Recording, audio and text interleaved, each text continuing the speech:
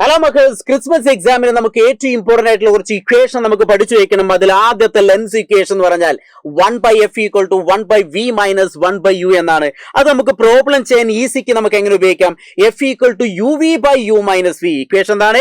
f = uv/u - v. ഇനി v കാണാൻ പറഞ്ഞാൽ, v എന്ന് പറഞ്ഞാൽ ഇമേജിലേക്കുള്ള ഡിസ്റ്റൻസ് കാണാൻ പറഞ്ഞാൽ uf/u + f ആണ്.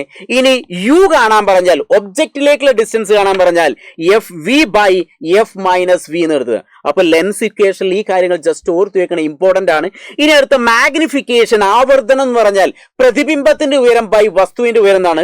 Height of the image by height of the object എന്നാണ്. അതുകൊണ്ട് m = hi/h എന്ന് എഴുതാം. അതേ = v/u എന്ന് എഴുതാം. ഇനി പവർ ഓഫ് ലെൻസ്, ലെൻസിന്റെ പവർ കാണാൻ പറഞ്ഞാൽ p = 1/f എന്ന് ഓർത്ത് വയ്ക്കുക. p = 1/f, അതിന്റെ യൂണിറ്റ് എന്ന് പറഞ്ഞാൽ ഡയോപ്റ്റർ എന്ന് ഓർത്ത് വയ്ക്കുക. മാഗ്നിഫിക്കേഷൻ യൂണിറ്റ് ഇല്ല എന്നും കൂടി ഓർത്ത് വയ്ക്കുക. ഇനി അടുത്ത നമുക്ക് h ഹീറ്റ് എനർജി കാണാൻ പറഞ്ഞാൽ h = I²RT, h = v²/r/t, h = vit. ഈ മൂന്ന് ഇക്വേഷനിൽ നിന്ന് നമുക്ക് പവർ കണ്ടെത്താൻ പറ്റും. t ക്യാൻസൽ ചെയ്താൽ പവർ കിട്ടുന്നു. അപ്പൊ p = I², t ക്യാൻസൽ ചെയ്താൽ പവർ കിട്ടുന്നു.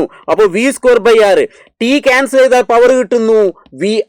അപ്പോൾ ഓർത്ത് വയ്ക്കുക, h = I²RT, h = v²/r/t, h = vit എന്ന് ഓർത്ത് വയ്ക്കുക. ഇതിൽ t ക്യാൻസൽ ചെയ്താൽ പവർ കിട്ടുന്നു. p = I²R, p = v²/r, p = vi. മറക്കരുത്, പഠിച്ചിരിക്കണം.